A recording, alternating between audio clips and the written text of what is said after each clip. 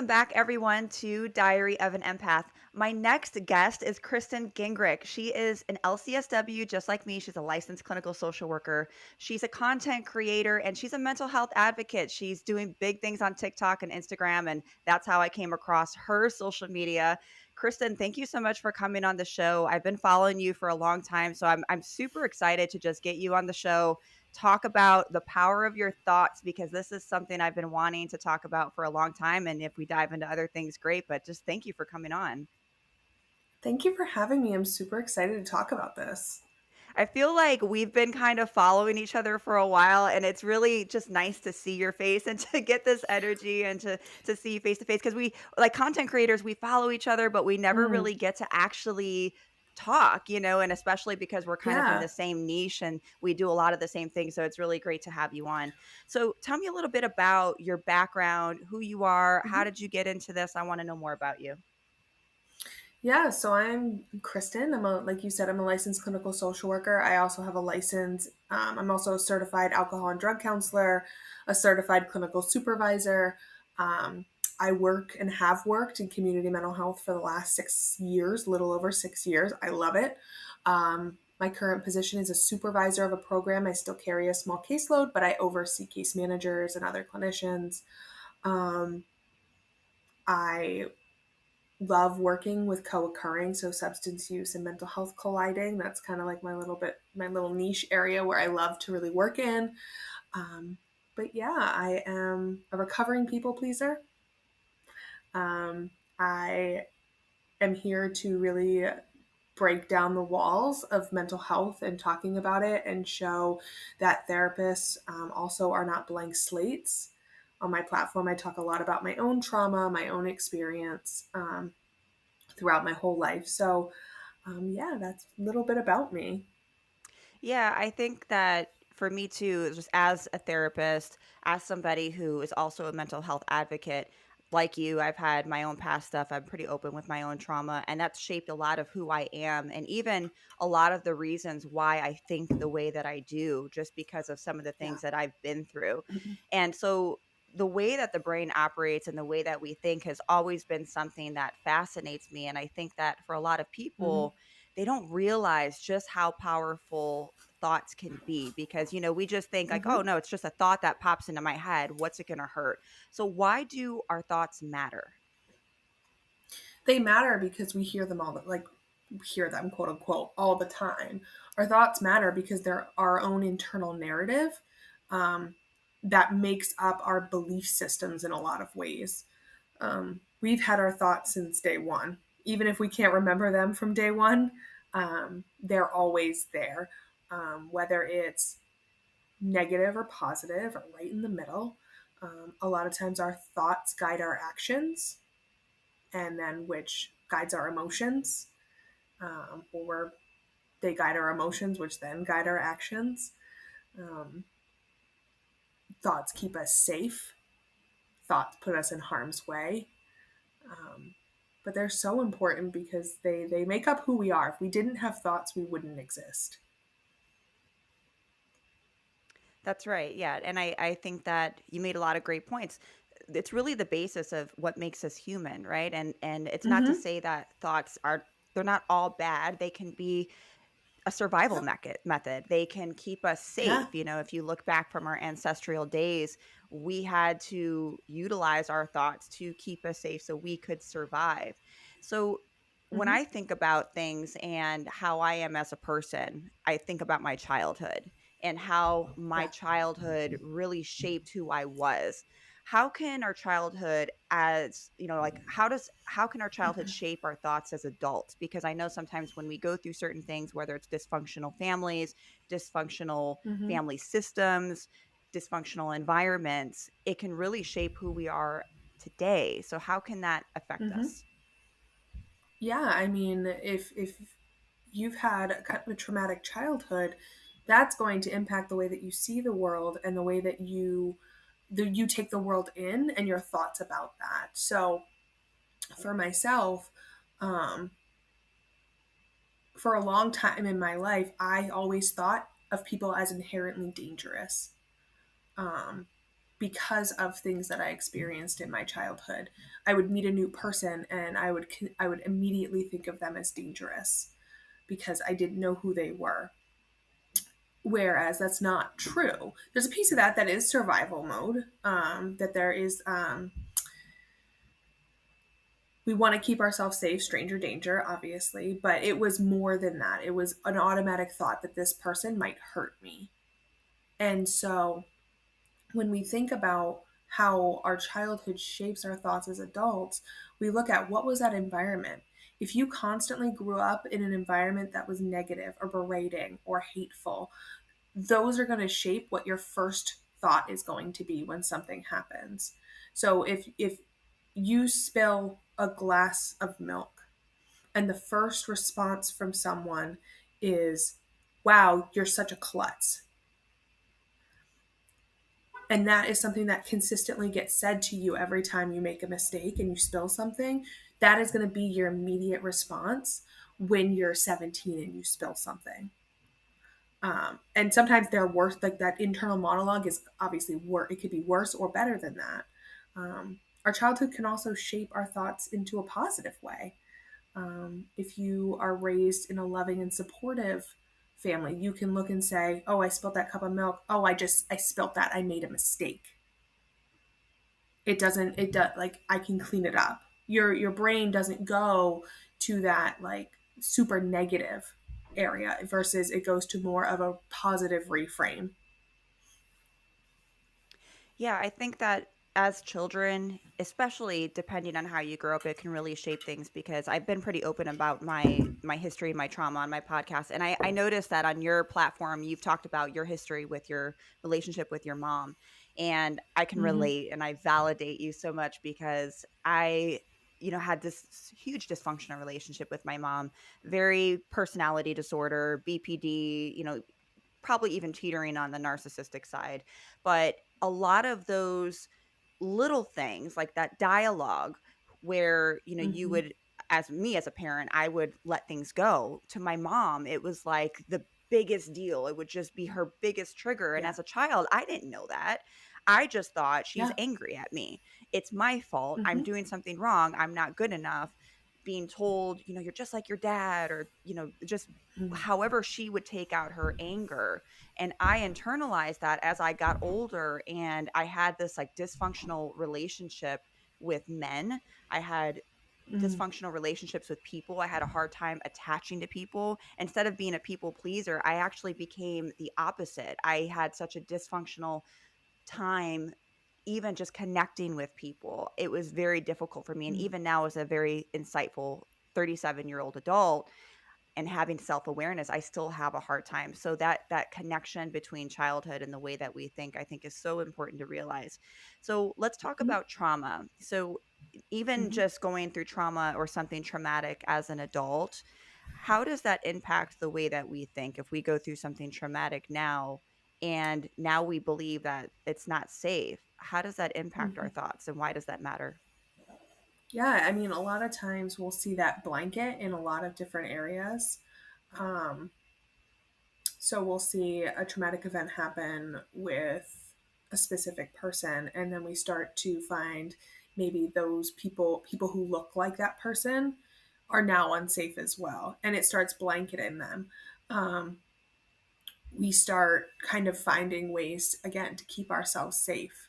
We utilize those thought processes to keep ourselves safe. So maybe something happened at night, and now you're convinced that I can't leave my house after 6 p.m. because something will happen to me. Which again, there's a piece of that that is a very accurate response. Um, because something did happen at night. But when it starts to kind of that blanket over a lot of areas in your life and begin to impact your daily living, we start to see how that starts to impact ourselves more and more and more. Um, it sometimes makes us not trust our own judgment, um, or it impacts the judgment that we have in ourselves, which then we start to overthink every choice we've ever made when the trauma happens. Um, because we're like, well, what if I did this? What if I didn't do this? What if I did this? Um, which then sends us in a full spiral somewhere else. Yeah, that's right. And I just did a really interesting podcast. I haven't released it yet. It's coming out this week with Dr. Jen, and we talked about the brain. And what was so intriguing to me is we were talking about trauma and how it affects the frontal lobes, and how that's essentially shut off. And those frontal lobes are Mm-hmm. really responsible for that human nature, that social component, Yeah. whereas the other parts of the brain, like the hypothalamus, is activated. And so it's constantly being in that Yeah. fear mindset. And so even like everyone listening right now, like I even want you to know that sometimes the thoughts that you have, especially going through a trauma, some of those thoughts you really can't help. Your brain is literally Mm-hmm. rewiring itself to now Yep. say, okay, we have to survive, but you may be in a safe situation now, but your brain doesn't know that. Your brain doesn't know how to shut off. But the great thing about our brain is we have Mm-hmm. neuroplasticity and the ability to rewire itself. So there is definitely that hope for change. Mm-hmm. So let's talk about the physical health. And I know that Mm-hmm. you're not an MD, so definitely don't want to go into that aspect. But I feel like as a mental health clinician, I've seen how someone's thought process and the way that they think can really negatively impact their health overall. I wanted to get your Mm-hmm. thoughts on that and Mm-hmm. what you think. Yeah, I mean, I think you just said it too. Is like, especially when we are traumatized and we get caught in those thought cycles, um, our body releases those fight or flight chemicals. It releases that cortisone. It releases that adrenaline, and it's doing that consistently. And our bodies don't know how to react and work with all of those chemicals consistently going throughout our bodies. And so we see, again, increases in anxiety, increases in stress, um, fluctuations in weight, headaches, migraines, upset stomach, diarrhea, yay, Pepto Bismol. Like, you see all of that happen. Like, there's so much there's such a strong relationship with with the things that go on in our brain and the impact that it does have on our bodies. Um, you may find that, I mean, if you've had any health trauma, you might not be going to the doctor to be getting things checked out. That's going to have its own impact. Um, Again, feeling distrustful of a system um, might keep you from taking care of your physical health. You might have these thoughts might keep you from doing certain things to help you take care of yourself um, for a lot of ways. So I like the point that you made up. I think it's such a great point that you made about not trusting the system. And that could even be a reason why you don't seek healthcare or even access to healthcare, because we don't Mm-hmm. often talk about those things. So I'm a vet and I was in the military, and I have a lot of clients too, and just a lot of people who listen to the podcast who are female veterans. And that is something that we hear often. They get out of the military and they don't trust the system that they worked for because maybe they had a sexual assault. Maybe they Mm-hmm. were injured in combat. Maybe they had something else traumatic happen while they served. And now it's that same system that didn't protect them. So they don't feel safe now getting care with that same system that they have access to, which is at the VA. And Yeah. I also work at the VA, so I work on both sides of the spectrum.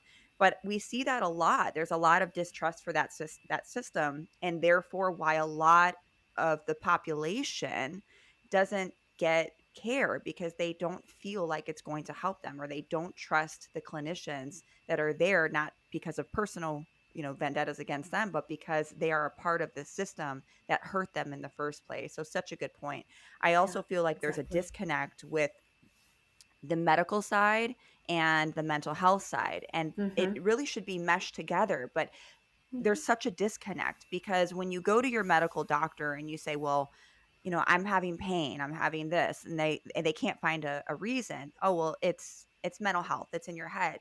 But there is a distinct connection. If you're stressed, you feel it. You get pain in your back, you get pain Mm-hmm. in your shoulders. That's stagnant stress that's turning into physical manifestations. So such good points on that. Yes. So for somebody who is listening right now and they're like, okay, I'm going through some of these things, but I don't know where to start. How do you just decide? Like, Mm-hmm. if I could shut it off and I can start thinking positive right now, I would do it. Everyone would Yeah. do it.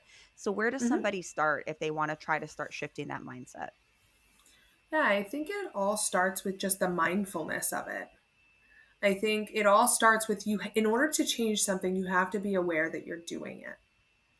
So if you catch yourself, I like to call them negative spirals. If you catch yourself going down a quote unquote negative spiral, you have to stop yourself.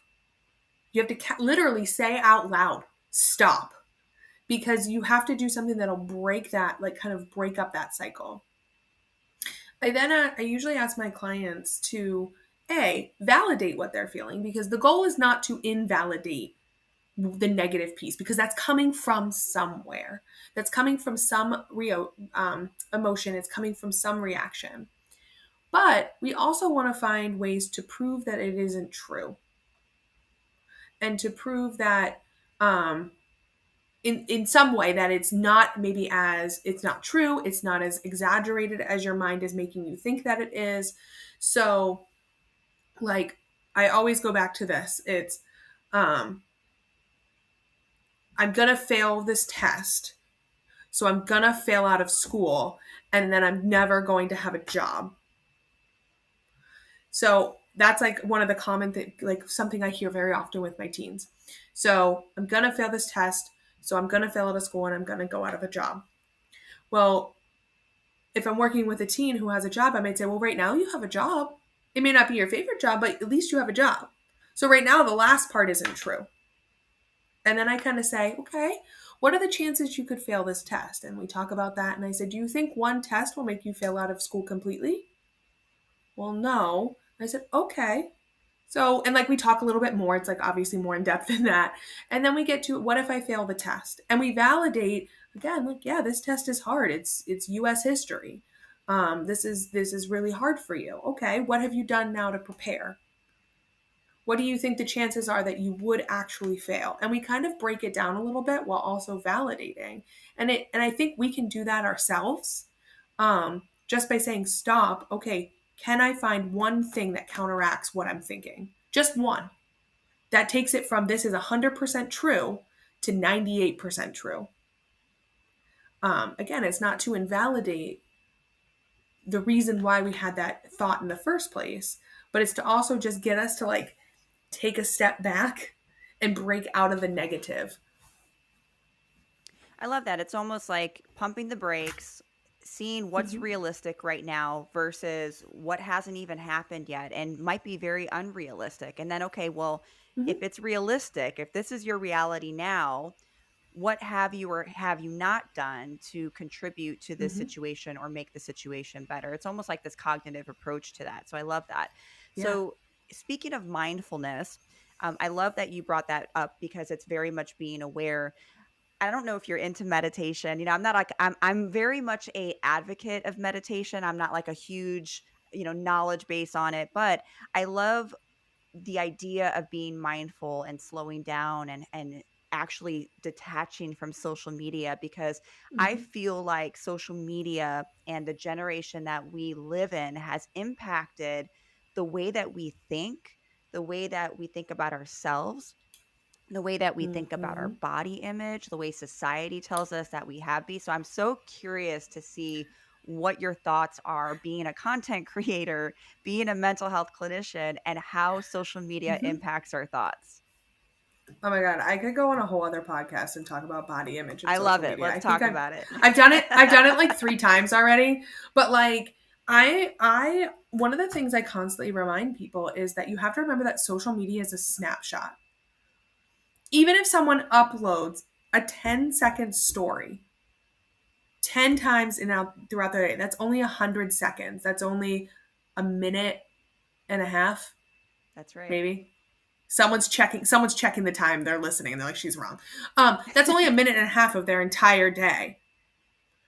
And so what we do is we catch ourselves comparing ourselves to that, and then we start feeling like shit about ourselves. That's Or we right. watch someone upload a photo of them in a swimsuit, and what we don't realize is that they're slightly lifting their bottom up and slimming their leg out so the cellulite doesn't show. Or Hmm. they're arching their back just ever so slightly so their belly doesn't crevice. I've done it. I will admit it. There are times I've done it. I'm a human. Um, Right. but what we do is we take those things, again, it's kind of like thoughts. We take those things as facts. When the reality is they are not facts. They are snapshots of a moment. And you have to dig into that to then say, is this actually what they look like? Is this actually what they're doing? Um, and so that continues to impact the way that we think and the way that we view the world. I mean, even just the amount of access we have to news media. I literally had Yes. to, I laughed this, it's dark humor laugh, but I was scrolling Facebook and I I don't get on Facebook too often anymore, but I was scrolling it and it was like, woman dies of an alligator attack, scroll. Woman Must have been dies in in a Florida. fire, scroll. A couple got like hit off the road, scroll. Like literally in like the 2 minutes that I was scrolling, like Mhm. it was just, it was like all negative. And I was like, what the Mhm. fuck am I reading? And so Right. again, like that puts a damper. Um, when I try not to actually look at my phone too much in the morning when I get up, because a couple weeks ago I just had a moment where I looked at my phone and I can't even recall what it was, but it was a big media thing. And I woke up and that was the first thing I thought of in the morning Yep. then, was this tragedy. And I was like, well, there went my day. I didn't even have Yes. a chance to put myself in a good mood. Mhm. And so we have to remember, like, even our outside things impact the thoughts and feelings that we have. That's right. Yeah, our world is we have access to everything now. And it can be good. It can be we can use it for the greatest good. I always tell people, your social media is literally your library. You have the choices Mm-hmm. of what you want to fill your library up with, and you have the choices when you go in your library and when you choose to go out. If you want to fill your Mm-hmm. library with junk, I mean, hey, that's on you. That's completely no judgment. But don't be Yep. surprised if that impacts the way that you think, if that impacts your personality, if that impacts the way that you view the world, as opposed to if you fill your Mm-hmm. library up with things that help fuel you, help feed your soul, Mm-hmm. help your mental health, help you look at the world. Because here's the thing, you made a lot of good points. With social media, it's like these expectations to look a certain way, to be a certain way, to have this perfect life. Mm-hmm. We all know that social media, we all put out what we want to put out to the world. Like if I Mm-hmm. want you to think that I'm on a trip, I literally can be in a fake jet, take a video and a picture, and you'll think that I'm jet setting somewhere on the world. And we do it Yep. for likes and comments. It triggers those dopamine hits in our brain. But you have no Mm-hmm. idea the struggles that that person goes through. You have no idea how much dieting went into that one photo shoot. You have no idea if they're taking performance enhancing drugs. You have no idea what they're doing in their life. But it's Mm-hmm. absolute factual that social media is impacting the mental health of women, of young Mm-hmm. teens, even men. Suicide rates have Yep. gone up. We've seen it during COVID. So I Mm-hmm. absolutely agree with everything that you said, that social media is impacting our thoughts and how we view the world. So if somebody's Mm-hmm. listening right now and they say, you know what, man, I'm guilty of that, what's your best advice if maybe they are struggling with their social media but can't seem to step away? What do you do? So I mine is really kind of a hot take. And I don't know, there might be people who get really mad listening. Is at the end of the day, you have a choice. We have a choice to be on social media or not to be on social media. You have a choice in who you follow. You have a choice in what you engage in. Now, I know that certain things like the TikTok for you page may bring up things that you don't want to see. Well, there's a not interested button. There's a swipe past button. There's a block button for a reason. Um, but sometimes I think that there's like this inner masochist in a lot of us where we engage in some of the content that makes us feel like crap willingly. I mean, I will I've say done it. it. Sometimes I watch, I've done it, I've but done again, it. we have to take accountability. We have to take accountability for that. We have to take accountability also for our own choices to engage, that we are engaging in our own suffering. I'm not I know saying as a all of it content is, creator, as a yeah. content creator, troller or user 59610 Mm-hmm. starts trolling on the feed. I've been the one like, what are you talking about? And I'm just like, now if I see it, I'm like, yeah, I'm not going to respond because, but I used to be that one and it would piss Oh, me off. see, I'm like, I'm the what the queen fuck of are they the I'm the talking queen about? of I'm the queen of the block button. I will block anybody. Like, I do not care. Like, block, like, and again, I think that for me, there's a balance. Like, people have given me actual feedback, and I'm not, but if you're coming on my page making me feel like shit about Mhm. myself, being mean to me, whatever, like, I don't give a shit. Bye. Yeah. You don't need access. You don't like my content. Bye. But, Right. like, but it got me a long time to get there. Mhm. I really do like, I mean, I think we have to remember, like, we have choices.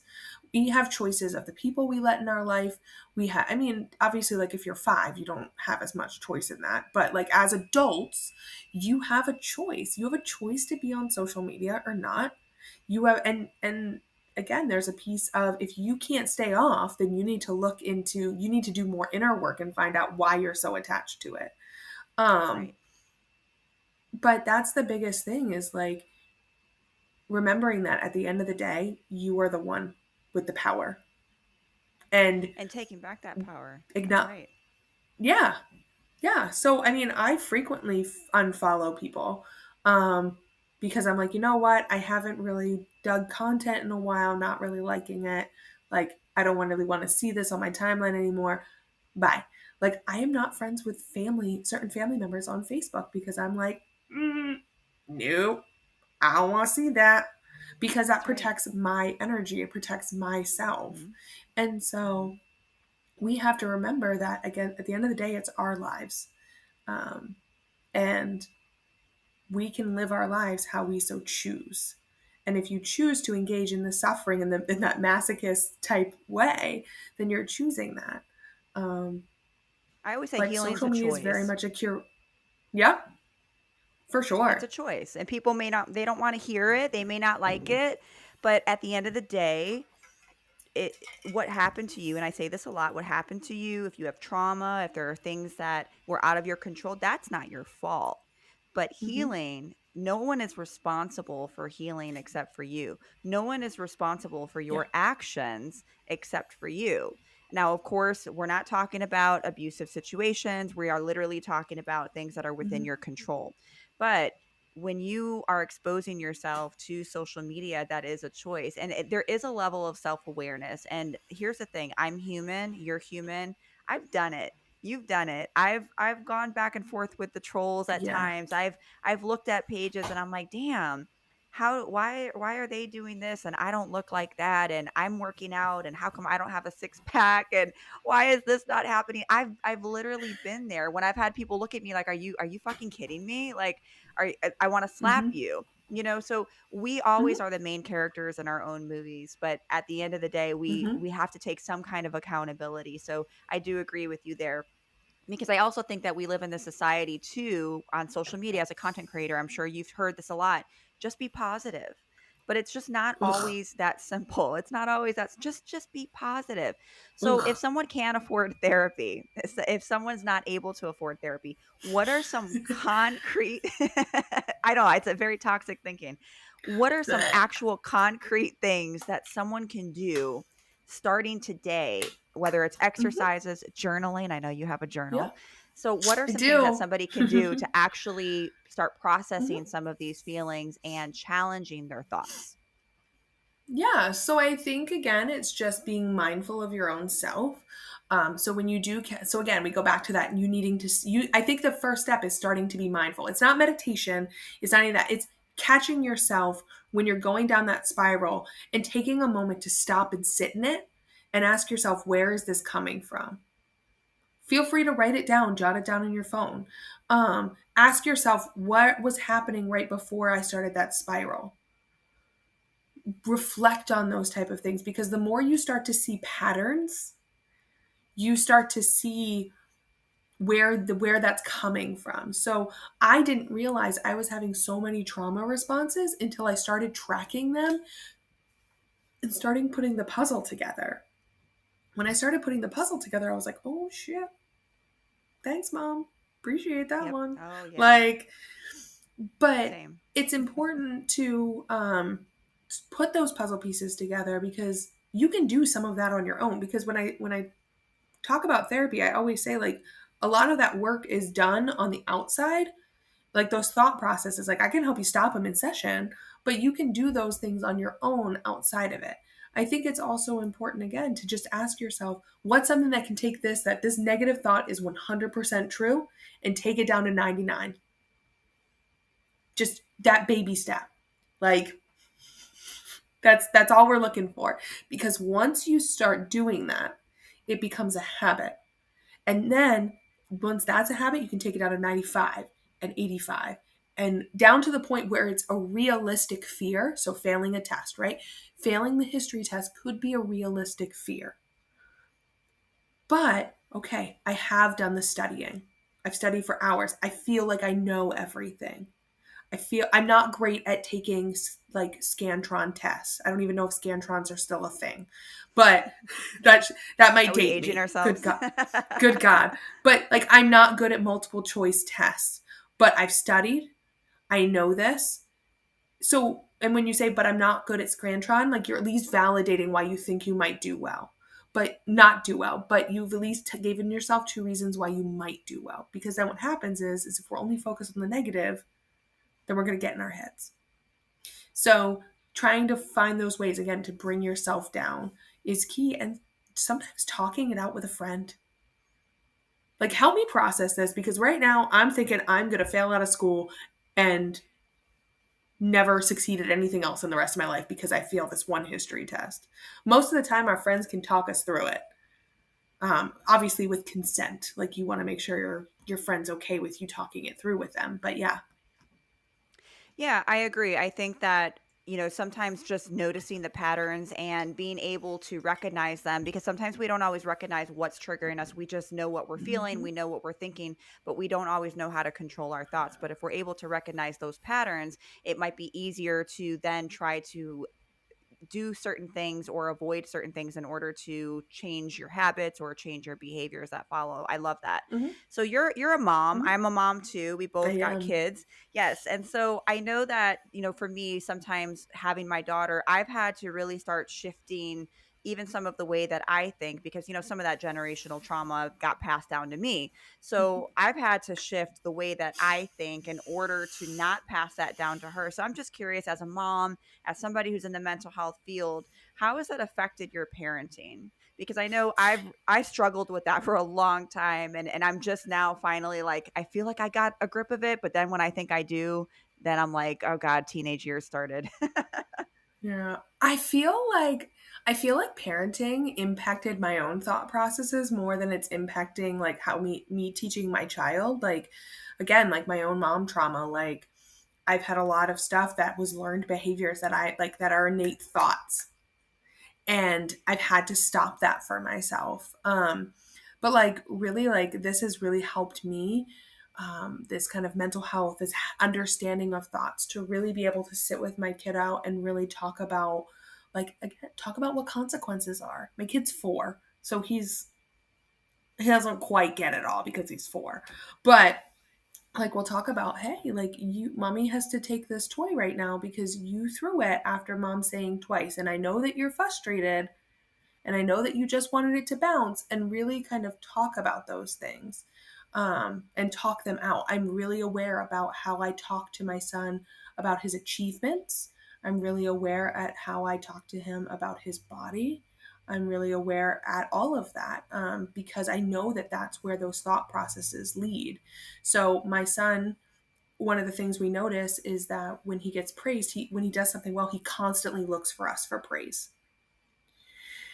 And that's great because there is an age appropriate piece to that. But we actually encourage him, like, we'll give him a little bit of a praise, but we encourage him to praise himself so that he's not constantly looking for validation in others. And so then when he doesn't get it, he doesn't feel like, oh, wow, those people didn't praise me, I must not have done well. So instead, teaching him that inner validation, is something that we're really working on. I love that. I love that you mentioned body image. So I have a Mm-hmm. teenage daughter. She's almost 14. It's freaking crazy. I cannot believe that she's literally going to be in high school next year. It's fucking insane.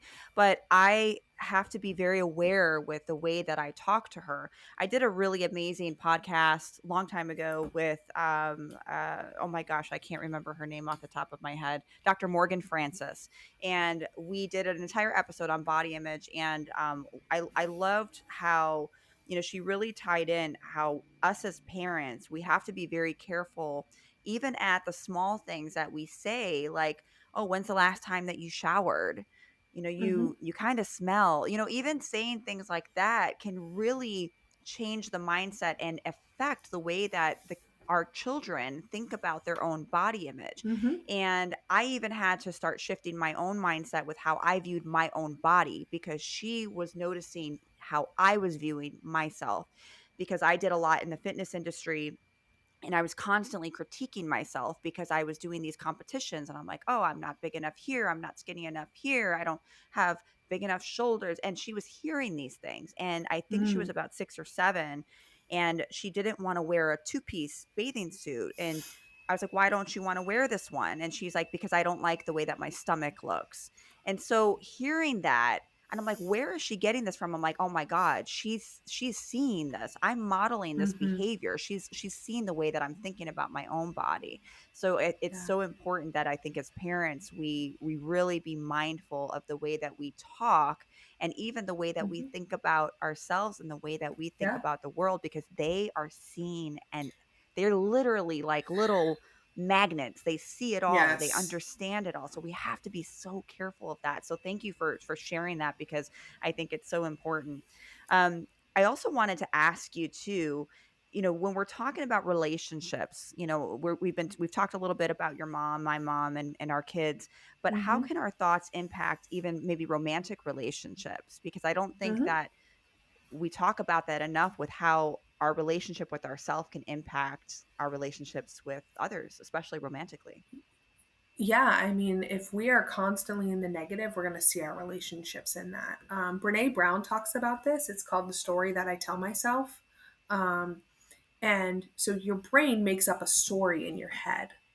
And a lot of times we apply that to a situation. So she talks about in one of her books being in a lake and with her husband. And I'm trying to recall the entire story, but um, long story short, it comes down to like, I'm not an adequate person. I'm not an adequate father. I'm not good enough, that type of stuff. And so that's the story that I'm telling myself from what you said, when that's not the reality. So when we have such a negative view of something, a negative view of ourself, a negative view of the relationship, a negative view of the world, whatever it may be, that's going to impact some things at a core level in that relationship. It may impact the trust level that you have in that. It may kind of, I always say, it might keep you having track shoes in the closet ready to run at any given moment.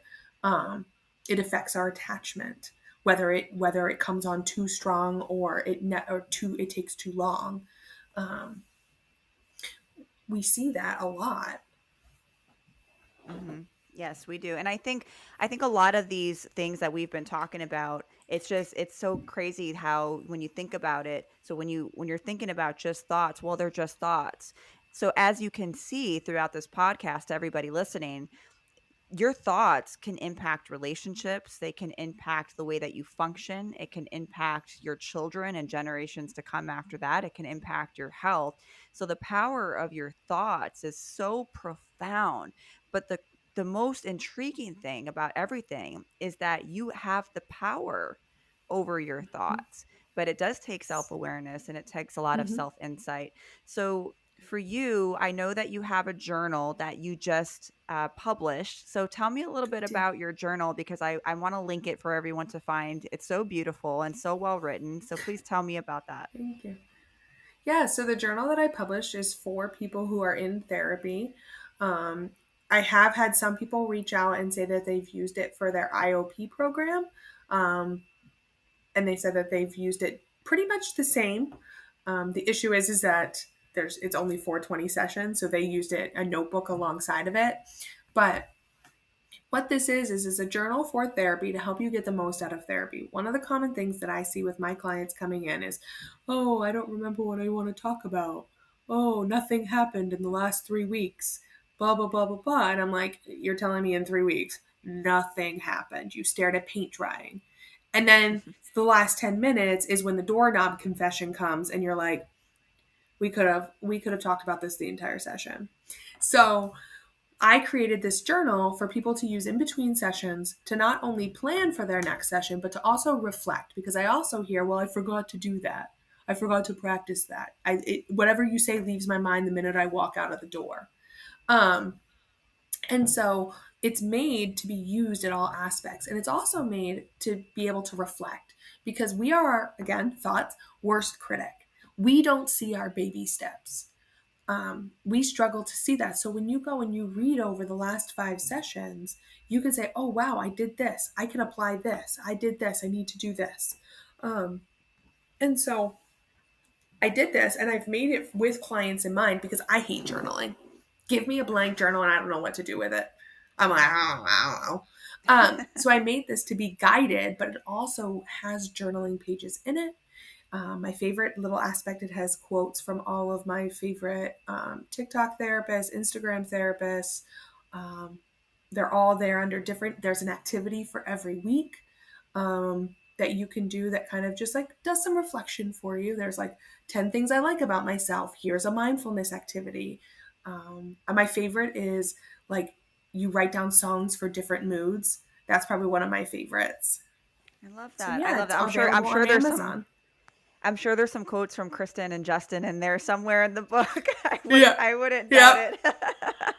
So Yep. yeah, I'm gonna There. link that for everyone. And I always like to close my podcast with just asking advice to my guests of what advice would you give to your younger self? Because I love hearing the different answers and I take those nuggets of wisdom for myself. So if you were to look back at your younger days, younger Kristen, what would Mhm. you say to your younger self? I mean, there's no way in hell she would believe it. Because I was 15 and I thought I ruled the world, but those people don't fucking matter. That's right. The people in your high school, they don't matter. Like your friends, you might still be friends with them. I'm friends with some people in my high school, but those people, the people who you're not friends with, they don't matter. They matter in like a human aspect as a place in this world, but they don't matter in your life because you're going to be 30 and haven't spoken to them since 2010. Or they show up in your Instagram DMs telling you how proud they are of you. And you're like, you Yes, believe me. Get that's away from right. me. I've had Like, that happen to me that's, so many times. I know. I'm like, you bullied me? Get away from me. But, and I, that's hard at 15. Like, my 15-year-old self would not believe me. Like, people's opinions of me mattered 100% at 15. But I wish I could have, I wish I would, if I would have known then what I know now, I think my entire high school experience would have been very different. I agree. I think I went through a lot of the same things, especially in the Marine Corps, and I get a lot of those same assholes that maybe some of you are even listening, and then they even hit on me in my DMs. I'm like, no, no, absolutely Yeah. not. Go away. Oh, I'm glad to see you're looking good and doing well. No, sir, not today. I remember you So, and the so asshole what you you're saying were. is so what you're saying is I wasn't looking good then. Excuse you. Right. And that's my favorite thing. Like I'll fuck with trolls every so often. I'll say shit like that. So what you're saying is I didn't look good then? Hmm. Nice. Right, right. Yeah. So I just ignore it. So I think that's such solid advice. Kristen, thank you so much for coming on the show. I appreciate your time and your energy. And thank you for this amazing conversation. Yes. Thank you so much for having me.